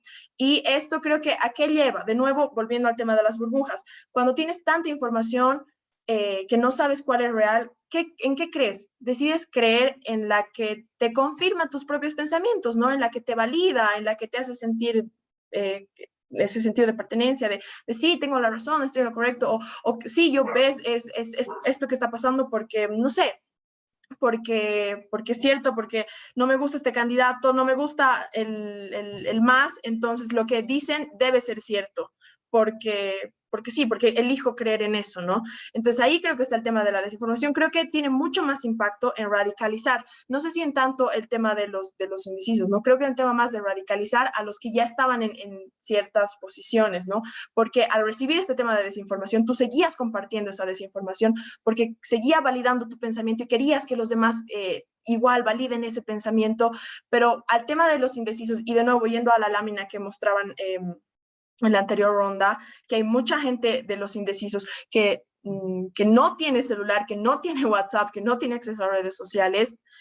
¿Cómo se informan esas? De nuevo, son con los medios tradicionales, que los medios tradicionales llegaban a amplificar también, pero a través de lo que decían los actores políticos más importantes, cuando Mesa, cuando Camacho, cuando Lucho Arce llamaban a ciertas cosas de desinformación. Pero también hay que ver el tema de segmentación, creo aquí, ¿no? Porque sabemos que el MAS tiene muchísimo más presencia en sectores rurales, en sectores donde no llegan tanto este tema de las, no tienen tanta importancia, tanta implicancia el tema de las redes sociales, porque no está tan presente, ¿no? Y en cambio, veíamos con Carlos Mesa, que sabemos que su segmento, que el segmento que más ha votado por Carlos Mesa es una clase media, media alta, que tiene acceso a las redes sociales. Entonces, también creo que es importante ponderar eso, ¿no? De nuevo, Bolivia es una sociedad sumamente compleja con muchas desigualdades y esas desigualdades también afectan el tema de la desinformación, entonces también va de acuerdo a qué segmento estamos tocando, ¿no? Pero bueno, de todas formas, creo que el tema de la desinformación es importante tal vez generar procesos de educación a la población en general, porque sí, y los jóvenes aquí entran mucho más como protagonistas de esto, ¿no? Porque tenemos nuevas generaciones que prácticamente han nacido con el uso de la tecnología. Entonces, yo creo que la desinformación apela mucho más y tiene mucho más impacto en estas generaciones que están constantemente en redes sociales y constantemente bombardeadas por un montón de información y que de nuevo se crean estas burbujas, se crean estas cámaras de eco, donde ahí sí tal vez creo que el tema de la desinformación puede afectar muchísimo más, ¿no? Como dato nomás, el tema de noticias falsas, en época de elecciones, Bolivia Verifica, si no me equivoco, detectaba entre 20 y 30 noticias falsas cada día. Y con el tema de los memes también, que hay una cierta, no sé, los memes llegan muchísimo y hay mucha gente que no sabe distinguir entre un meme y una noticia verídica, real, ¿no? Entonces creo que sí, si bien tiene un efecto, como decía Ana Lucía hace rato, es bien complicado medir el efecto verdadero, el impacto real, cuantitativo que tiene. Sin embargo, es cierto que tiene un impacto, pero de nuevo hay que contextualizarlo, creo, en la diversidad que es Bolivia, en las diferentes desigualdades que hay, pero de hecho que sí hay procesos de desinformación muy fuertes que sí tienen... que sí aumentan tal vez la polarización, la radicalización, la intolerancia, que creo que eso es algo más complicado porque eso terminan las elecciones y esos procesos de intolerancia continúan, esos procesos de radicalización continúan, ¿no? Y creo que es importante introducir también eso. Gracias, Steffi, por tus valiosos aportes. Has tocado varios temas. Ana Lucía, seguimos contigo, por favor. Gracias, Natalia. En este aspecto de la desinformación también hay muchas cosas importantes que tocar, pero creo que lo más importante, y como bien señalaba uno de los panelistas, es cuál es el objetivo detrás de todo esto, porque recordemos que la desinformación tiene una intencionalidad, es algo que está planificado. Entonces, hay detrás también actores que están diseñando algo, o sea, con un objetivo definido, que lo quieren amplificar por diferentes medios y no solamente en las redes sociales, porque es importante también señalar que durante todo este proceso electoral no solo ha habido desinformación en las redes sociales, que es donde más se ha visto, por supuesto, pero también en medios de comunicación tradicionales. Y eso es algo que me llamaba mucho la atención porque al final, la esfera pública digital, es decir, de las redes sociales, muchas veces definía también la esfera pública en los medios de comunicación, porque ellos prácticamente reproducían la información que estaba siendo viral en las redes sociales. Entonces, esto es algo también que tenemos que reflexionar muchísimo, porque justamente una de las láminas que se mostraba decía que la gente confiaba en los medios de comunicación. Creo que estaban en el cuarto lugar, la iglesia, no sé qué otras instituciones y los medios de comunicación. Entonces es bien complicado porque al final los medios sí juegan un rol fundamental en la democracia, pero confiar tanto en ellos es también un poco paradójico porque ellos reproducen lo que se está mostrando en las redes sociales y es esta desinformación que se ha visto claramente. Ahora, creo también importante que es importante, mejor dicho, que también se pueda analizar el WhatsApp, o sea, esta red social, porque si bien en Bolivia utilizamos mucho más el Facebook y casi todos los estudios que se han hecho hablan sobre el Facebook y el Twitter, el WhatsApp no está siendo analizado y es una red de tan rápido acceso que ni siquiera se puede medir, por ejemplo, cuántos comentarios se tiene, cuántas reacciones y ese tipo de cosas, pero es tan viral, incluso más rápido que el Facebook. Y es un medio por el cual también la desinformación ha primado muchísimo. Ustedes pueden ver claramente que, no sé, estamos en varios grupos y ahí te llegan un montón de cosas y es tan rápido que creo que también ahí estoy de acuerdo con Stephanie en relación a que es necesario tener ciertos procesos de educación porque no sabes diferenciar si está bien, está mal, si es correcto o no, y es súper complicado. Y el hecho de que ni siquiera podamos confiar en ciertas instituciones para que ellas nos puedan informar si es o no verdad, entonces es más complicado todavía. Y si bien ahora hay 2 fact-checkers que están trabajando este tema en Bolivia, es pues complicado trabajar tanta desinformación que se produce diariamente y sobre todo en estos procesos electorales. Entonces, igual creo que es bien importante esto de la desinformación en este proceso electoral como tal, porque por supuesto la legitimación de las instituciones ya estaba muy permeado. Y esto es algo que también nos decían en la pregunta, ¿no? La confianza que habían en las autoridades electorales y cómo la desinformación ha pesado en esto. Entonces, es algo que también ha sumado muchísimo, porque ya veníamos de un proceso electoral que ha sido muy cuestionado y que ahora las instituciones sean confiables, también ha jugado un rol importante, porque de hecho la gente ya no confiaba y con la desinformación era peor, ¿no?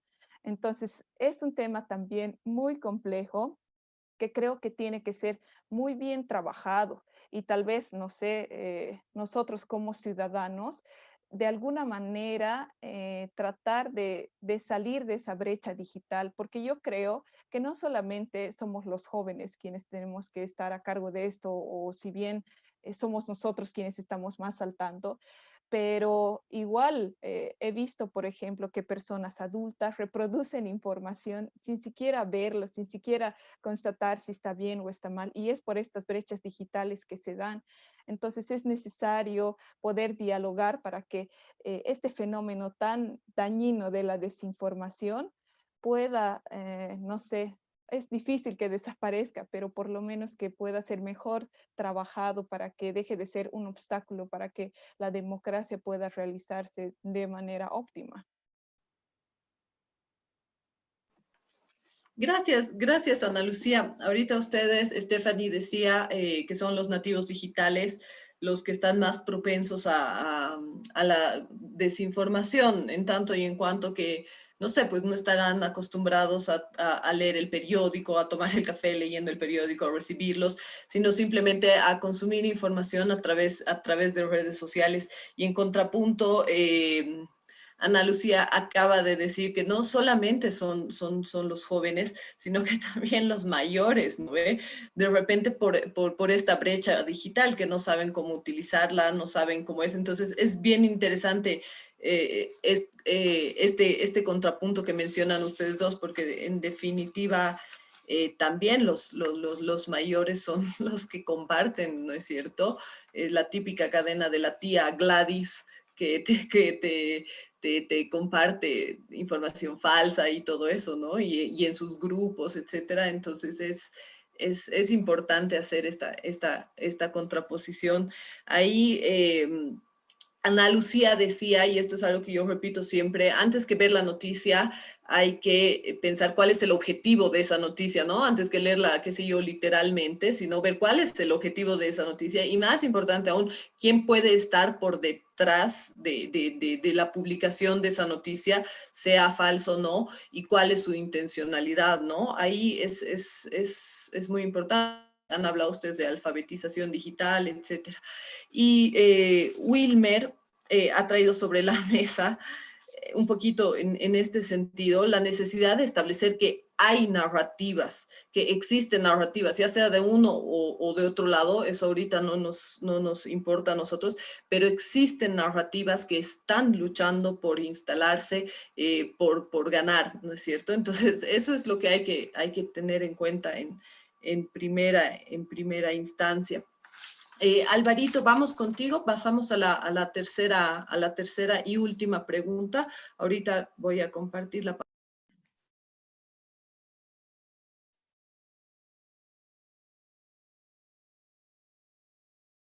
Ok, gracias Natalia. Yo creo que igual en esta pregunta hay unos gráficos que igual van a, de alguna manera, reforzar algunos comentarios que decían los panelistas respecto al alcance de los medios, igual a un poco el rol que juegan los medios tradicionales. Y bueno, esta pregunta está orientada un poco a este concepto de las burbujas que se mencionaba al inicio, ¿no? La pregunta puntual es, ¿cuáles son las implicaciones de las burbujas de información en el actual contexto? ¿No? ¿Cuáles son las implicaciones de las burbujas de información en el actual contexto? Tenemos 4 gráficas que nos van un poco a tratar de ayudar a entender primero las fuentes de información principal y después cómo pueden estar operando estas burbujas en un gráfico final, ¿no? Así que vámonos al primer gráfico. Esta fuente corresponde al Latinobarómetro 2018 para Bolivia, donde se incluía justamente una pregunta donde les preguntaban, ¿no? ¿Cómo se informan de asuntos políticos a personas de 18 años o más? ¿No? Ahí hay un gráfico de telaraña que tiene, bueno, muchas de las categorías que ellos habían preguntado y, bueno, la mayoría o la principal es la televisión, ¿no? Seguida de la radio y, bueno, ahí las redes no juegan un rol tan relevante, capaz que ahí Facebook sea de los que está más, con más presencia. Cabe destacar que no estaba WhatsApp como una de las opciones dentro de esta, que capaz que hubiera aparecido más si hubiera estado presente ahí, pero no estaba, ¿no? La televisión y la radio son las dos fuentes primarias de información, ¿no? El segundo gráfico presenta una idea similar, pero para un grupo más acotado, ¿no? De 18 a 25 años, pensando que son los nativos digitales, digamos, ¿no? Los que están más familiarizados tal vez con estos medios, igual que son los potenciales votantes en un proceso electoral, los nuevos, digamos, votantes. Y la tendencia no cambia mucho en cuanto a los dos principales. Ahí aparece la televisión con mayor fuerza. Y bueno, en segundo lugar se lo están disputando la radio, el Internet y el Facebook, ¿no? Que Internet igual entraría ahí junto con Facebook seguramente. Entonces, no se muestra un gran cambio, pero sí empiezan a crecer estas otras plataformas para este grupo de edad. Y refuerzo un poco lo que decía una de las panelistas, donde los medios convencionales siguen siendo la fuente principal de información. El siguiente gráfico nos trata de mostrar justamente la potencia que pueden tener las redes sociales, principalmente el WhatsApp, el Twitter y el Facebook. Estas barras, aunque no se notan también los nombres, la primera es el WhatsApp, ¿no? Y el color más claro son los que tienen WhatsApp, ¿no? De la población, esto siguiendo la POP 2019, de las personas de 18 años o más, ¿no? Entonces, lo que nos revelan para Bolivia es que más del 50%, ¿no? Fácilmente casi el 60%, tiene WhatsApp, ¿no? Tiene WhatsApp. Si vamos a otra red social, que es el Twitter, que está en la segunda línea, bueno, el Twitter claramente no es muy popular al parecer, menos, seguramente bordeando el 10% tienen una cuenta en Twitter.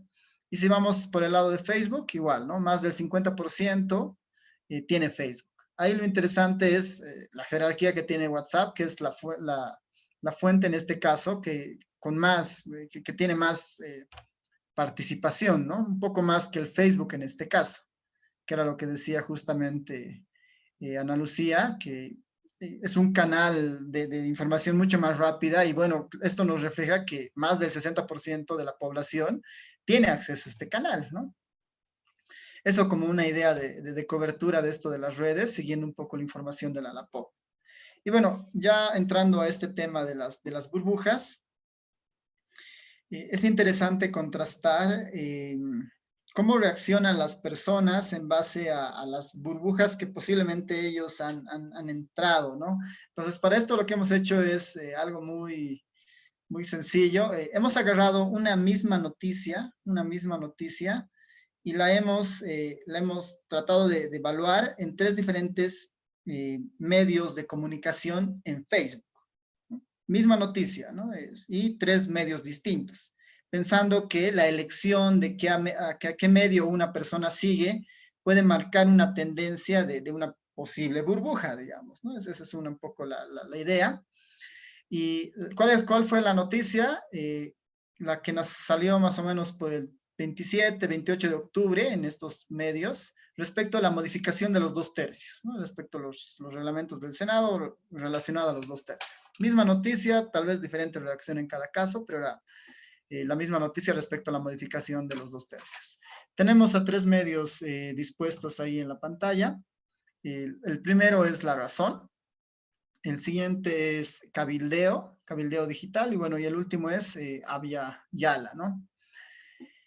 Ahí los colores nos dan una idea de la reacción de la gente a esta noticia, ¿no? La reacción de la gente a esta noticia.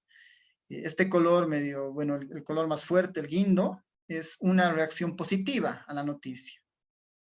Entonces podemos ver, por ejemplo, ¿no? Que la reacción es menos positiva se da en cabildeo, ¿no? Que puede seguramente asociar un perfil, un grupo en particular que sigue ciertas preferencias. Ahí la reacción ha sido más negativa y poco positiva, ¿no? Al contraste de este tenemos ahí abajo al medio Abya Yala, donde la mayoría de las personas ha expresado una reacción positiva a esta modificación de los 2/3, ¿no? Es claramente muy fuerte comparado con el poco porcentaje de gente que ha reaccionado de manera negativa a esa noticia, siendo la misma noticia, siendo 2 medios diferentes de comunicación. Y bueno, después tenemos a La Razón ahí arriba, donde uno pensaría que ¿no? Este está relativamente equilibrado, ¿no? La mitad de la gente casi ha reaccionado de forma positiva, la otra mitad, un poquito más, ha reaccionado de forma negativa, siendo nuevamente la misma noticia. Ahora, ahí también hay que recalcar el alcance de estos medios. En el caso de La Razón, tiene alrededor de 500,000, o sea, casi medio millón de seguidores, ¿no? Medio millón de seguidores. En el caso de Cabildeo, tiene alrededor de 210,000, ¿no? 217,000 seguidores, y Abya Yala tiene alrededor de 95,000 seguidores. Puede estar relacionado la cantidad de seguidores al tiempo de exposición del medio, ¿no? Puede haber otros factores, pero es finalmente un poco el tamaño de cada uno de estos medios en Facebook, principalmente, ¿no? La Razón, Cabildeo y después Abya Yala, pero la misma noticia, diferentes reacciones, ¿no? Eso es un poco lo que queremos expresar y que podrían reflejar normalmente esta idea de las burbujas, ¿no? Y bueno, ese es el último gráfico que les presento en la noche, y bueno, te paso a ti, Natalia, la siguiente ronda. Gracias. Gracias, Alvarito. Sin duda es información bien interesante, ¿no? Los contrastes que se dan a pesar de los factores que hay que salvar y rescatar y todo eso, pero es información bien interesante. Ana Lucía, empezamos contigo, por favor. Sí, gracias. Con estos gráficos hemos podido ver nuevamente la importancia que aún tienen los medios de comunicación tradicionales, ¿no? Ahí veíamos que la radio, la televisión todavía tienen una importancia muy grande.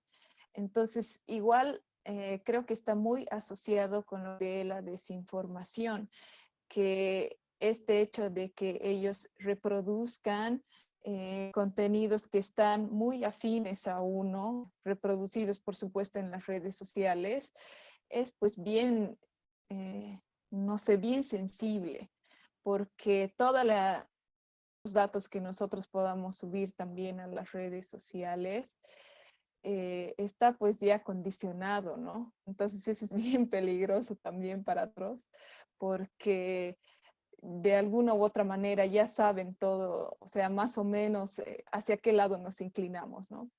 Entonces creo que es algo con lo que tenemos que también tener mucho cuidado y que es inevitable tal vez, pero que tenemos que, no sé, como que estar dentro de procesos educativos, como lo mencionábamos, para saber bien qué información nosotros también y todo esto. Porque como bien lo hemos visto, también dentro de la desinformación y esa información, sí hay claramente trolls que están reproduciendo información, están difundiendo. Eso se lo ha visto ya por lo menos en las elecciones pasadas y se ha comprobado.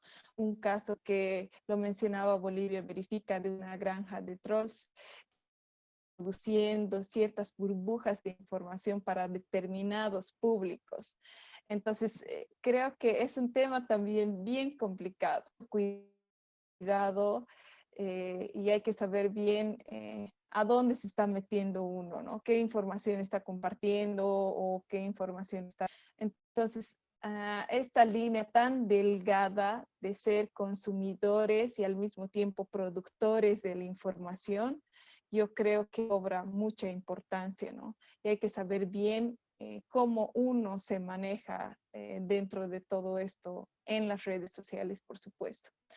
Eso básicamente, ¿no? Creo que es importante entonces nosotros como que también ser responsables de lo que estamos produciendo, no solamente depender o estar señalando a los medios de comunicación tradicionales, que por supuesto tienen un poder muy grande, pero nosotros también creo que tenemos la responsabilidad de utilizar estas herramientas de la manera más adecuada para que nosotros también podemos potenciar y eso, creo que depende de nosotros también garantizar que estos procesos puedan ser transparentes, responsables y todo. Y solo una cosita más. También quería mencionar que muchísimo esta última diapositiva en la cual se mostraba que hay como que tan diferentes reacciones a la información, pero que al final mucho depende de quién está detrás de esa información, ¿no? Porque eran diferentes medios. Sorprende mucho cómo las inclinaciones pueden ser tan variadas. Entonces, mucho depende también de quién es el emisor. Tenemos que informarnos no solamente del contenido de la información, sino también de quién la está reproduciendo. Y creo que eso es súper clave en todo esto.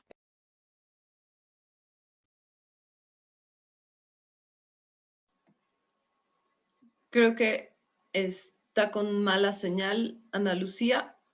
De todas formas, bueno, ya pasaron sus minutos, así que Wilmer, vamos contigo, por favor. Perfecto, gracias.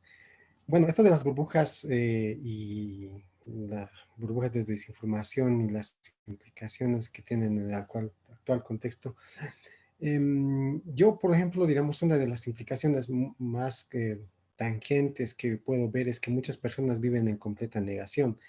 Es por esto, supuestamente, diremos que ha acentuado mucho la intolerancia que hoy existe ya dentro de las redes sociales y que muy lamentablemente mucha de esta intolerancia muchas veces ha tenido manifestaciones fuera de las redes sociales, es decir, que hemos visto hechos de violencia prácticos y concretos en la vida real. Las campañas de desinformación, por supuesto que ayudan a contribuir a estas burbujas. Hay un montón de gente que consume fake news todos los días y esta gente que consume fake news todos los días es cada vez más intolerante y muchas veces es más indolente hacia el otro.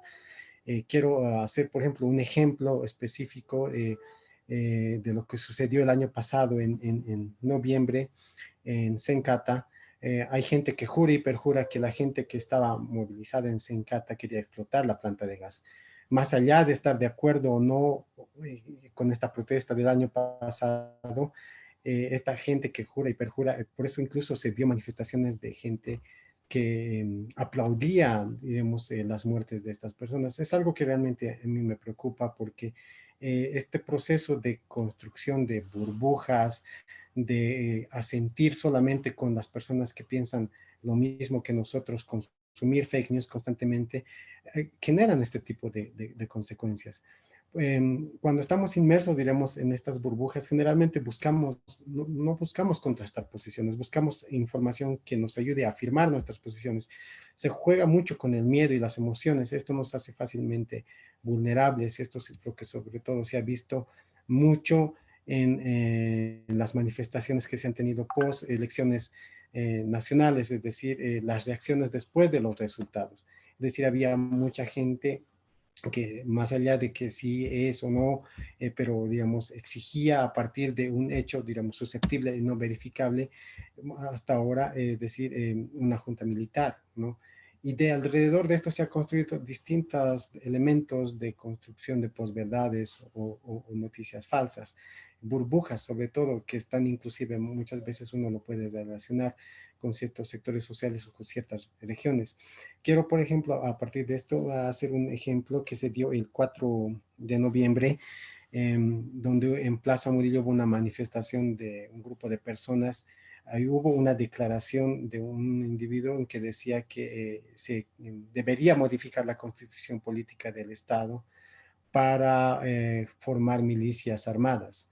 Es decir, existió el hecho, pues, eso es verídico más allá de la representación que pueda tener esta persona y más allá, diremos, de la representación o si existe o no esta organización, pero existen estas declaraciones. Pero hay un elemento también que puede reforzar a la construcción de posverdades y construcción de burbujas de desinformación. Es decir, que hay un elemento que da cierta seguridad o posibilidad de que esta informaciones que se pueden generar posteriormente. Por ejemplo, en enero de este mismo año, una declaración en Argentina de Evo Morales en la cual, o sea, bueno, decía que se lamentaba de haber no formado milicias armadas como en Venezuela. Es decir, estos dos elementos se conjuncionan. Hay un elemento real concreto, hay un elemento como un antecedente, y lo cual genera dudas, genera para las personas que construyen posverdad, sobre todo, esto es pues, solamente un elemento muy importante, es decir, ya se genera la duda, empiezas en las redes sociales a generar ciertos rumores. Justo en esa tarde ya aparecía rumores en que la Junta de las Fuerzas Armadas habían hecho o estaban muy molestos, había una manifestación de los militares, etcétera. Ya para el atardecer sale un comunicado en las redes sociales, no en una página oficial de las Fuerzas Armadas, ningún canal oficial, ya sea en Facebook, en Twitter o en web, pero esto era una fake news, esto era una fake news que se difunde en páginas de desinformación, pero solo basta que un periodista, un medio de comunicación lo asuma, lo difunda y se constituye un hecho ya verídico. Es decir, nadie contrastó esa noticia, pero ya distintos medios oficiales, grandes, pequeños, incluso se hicieron conversatorios a partir de ello, validaron una noticia falsa, es decir, nunca hubo tal comunicado. Es de esta manera que se construye este tipo de narrativas, burbujas de desinformación, pero como hace rato decía, es decir, todos estos procesos no lo hacen porque tienen amor al deporte, porque por ociosidad, hay objetivos, y en este contexto específico, por supuesto que el objetivo era que para las personas movilizadas que denunciaban un fraude y que exigían que una junta militar se haga del gobierno, necesitaban corroborar que había unas fuerzas armadas que estaban disgustadas o estaban con ellos, ¿no? Es decir, es importante entender un poco, hacer este tipo de de seguimientos, porque así como un ejemplo, por el cual que he podido ver, existen cientos. Entonces estamos inmersos en eso y es bien difícil poder identificar, no, es humanamente imposible para, por ejemplo, Bolivia Identifica o Chequea Bolivia hacer este trabajo minucioso de poder, diremos, dar una información o contrastar si esto es falso o verídico o no. Yo creo que necesariamente es parte de un aprendizaje que imagino que va a haber un proceso de maduración de aquí a un tiempo en donde, diremos, ya vamos a poder tener esta dinámica de poder ir a contrastar una información antes, diremos, de compartirla o antes de considerarla como verídica. Gracias, gracias Wilmer, muy importante todo lo que nos has dicho. Y ya para terminar con Steffi, por favor. Sí, bueno, este tema de las burbujas creo que es muy importante que empecemos a analizar y sobre todo cuál es el impacto que tiene, cómo nos afecta a nosotros, cómo afecta a nuestro entorno, a nuestra sociedad, a Bolivia, a la construcción de país, construcción de democracia, que es algo que tanto queremos, ¿no? A mí me parece sumamente ilustrativo el ejemplo que mostraban de una misma noticia en diferentes portales, en diferentes medios de comunicación, porque como sabemos, las burbujas también se extienden a eso, ¿no? Mi burbuja está compuesta por mis amigos, por las personas que piensan como yo, por los líderes de opinión que piensan como yo y por los medios de comunicación que tienen una misma tendencia, que validan que siguen mi línea de pensamiento, que validan mi pensamiento, ¿no? Y de nuevo, ¿qué hace eso? ¿Cuál es el riesgo de eso? Que, como mencionaba al principio, tengas toda un grupo de la población que está saliendo a las calles a decir que ha habido fraude o que no sé, porque no creen que haya ganado el MAS con tanto porcentaje, porque, de nuevo, muchos de los argumentos, y también del otro lado, ¿no? Hay muchos argumentos que dicen, no, pero es que en mis redes sociales nadie vota por el MAS, en mis redes sociales nadie aprueba el MAS, en mis redes sociales habían encuestas que decían que ganaba el Camacho. Entonces, ese es de nuevo, ¿qué genera estas burbujas? Que vayas constantemente apelando a tus emociones, vayas constantemente buscando autovalidación de tu pensamiento, se reduce la capacidad crítica tal vez, ¿no? Y se ahondan en las radicalizaciones, en los absolutismos. El hecho de que también se deshumaniza, ¿no? Porque como estás frente a una pantalla y tienes la capacidad de eliminar al otro o simplemente incluso, no sé, desprestigiarlo, de insultarlo, es una pantalla, ¿no? No estás viendo no estás viendo a la persona que está por detrás, ¿no? Y yo creo que más bien lo que está pasando con esas burbujas es que se están ahondando en las diferencias, nos estamos alejando como personas, como bolivianos, como sociedad, ¿no? Porque, de nuevo, además que se explotan el tema estas burbujas son además, no solo van al tema de tal vez en un sector socioeconómico, sino también al tema regionales, ¿no? Nosotros como paseños no conocemos las dinámicas de Santa Cruz porque nuestras burbujas son de este sector también, ¿no? Entonces muchas veces se tiende igual, ¿cuál es el riesgo? Que de nuevo caemos en prejuicios hacia los otros y generalizaciones, ¿no? Que son alimentadas por estas cámaras de eco, por lo que nos dicen nuestras mismas burbujas. Creo que este es el riesgo, ¿no? Que se está llegando a esta polarización que existe, llega a grados de intolerancia que no solo están en las redes sociales, que no solo están en insultar, en comentar, en darme enoja, en darme divierte, se traduce en acciones ya violentas, concretas en las calles. Ese es el mayor riesgo que tenemos, ¿no? Y que se ha traducido, hemos visto acá en el proceso electoral que empezó el año 2019, se ha traducido en acciones violentas. Y creo que ese es el mayor riesgo que tenemos ahorita como sociedad, ¿no? La democracia funciona también en que debería existir una predisposición a debatir, a sentarse con el otro y ya, veamos cuáles son los puntos en común, los consensos. No necesariamente tienes que acordar o estar en total no sé, total acuerdo con el otro, pero entender que hay puntos en común. Y creo que esto de las redes sociales, pero sobre todo las burbujas y los procesos de desinformación, nos están llevando a no solo a deshumanizar al otro, ¿no? Sino a realmente pensar que a tratar de eliminar incluso al otro, no solo en las redes sociales, sino ya en la realidad, y eso es sumamente peligroso como sociedad, como democracia, ¿no?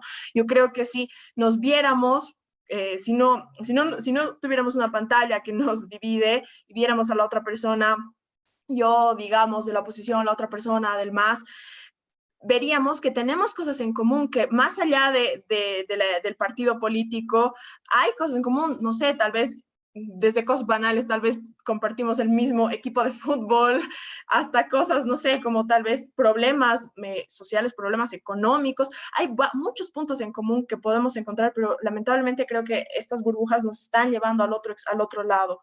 Y creo que eso es lo más complicado, ¿no? Tenemos que, si bien tienen cosas buenas, tampoco es que todo es malo, ¿no? Tienen cosas buenas las redes sociales, que hay y sobre todo en el tema de los jóvenes, ¿no? En el tema de la participación política, social de los jóvenes, porque las formas de organización son más fáciles, más rápidas, se adecúan incluso a los valores de las nuevas generaciones, que todo es más inmediato, es más fácil, es más horizontal.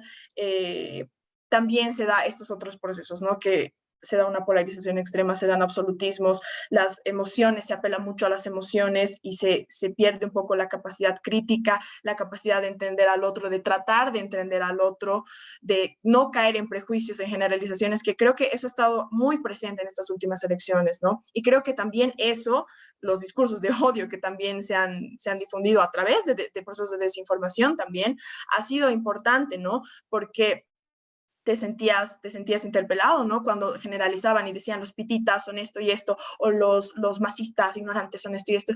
Eso es, creo que, uno de los mayores riesgos y no nos estamos dando cuenta. Creemos que no es importante, creemos que no tiene mucho efecto, creemos que las redes sociales no están teniendo un impacto en nuestra vida y efectivamente sí están teniendo un impacto y sí están teniendo impacto en la democracia y en cómo estamos construyendo el país, ¿no? Y la visión que tenemos del país.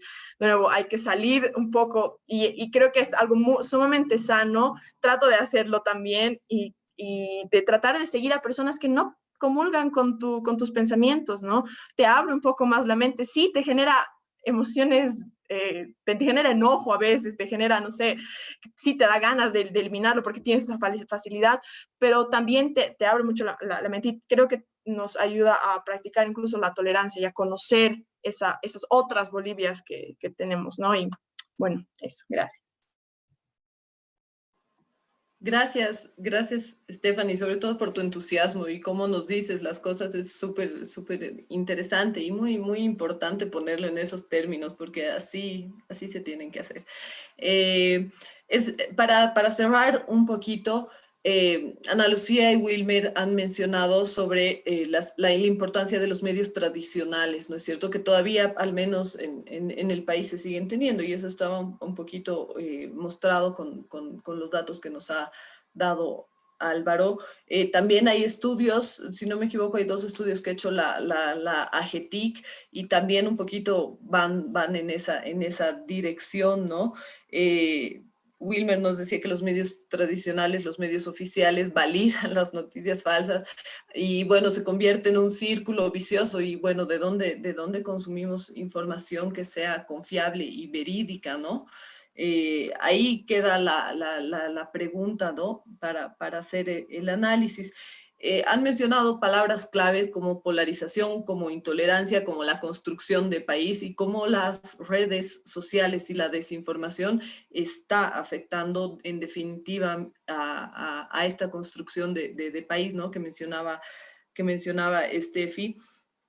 Y es bien importante, creo, lo que Wilmer decía, que al final esto se traslada fuera de las redes sociales y se concreta en hechos de violencia, ¿no? Ahí hay varios ejemplos. Y de nuevo, es un círculo vicioso porque hay violencia afuera que alimenta la violencia virtual, y la violencia virtual se traslada ahí a la realidad, etcétera, ¿no? Entonces es bien importante tomar en cuenta eso. Y al final, bueno, siendo que como bolivianos, como Bolivia, como país, somos un país con profundas fracturas sociales, intensas, etcétera, ¿no? No solamente está el clivaje étnico, también está el regional, que mencionaba Stephanie. No sabemos nosotros aquí en La Paz cuál es la dinámica en Santa Cruz, y probablemente ellos tampoco sepan cuál es la dinámica en Oruro, etcétera, y así sucesivamente, ¿no?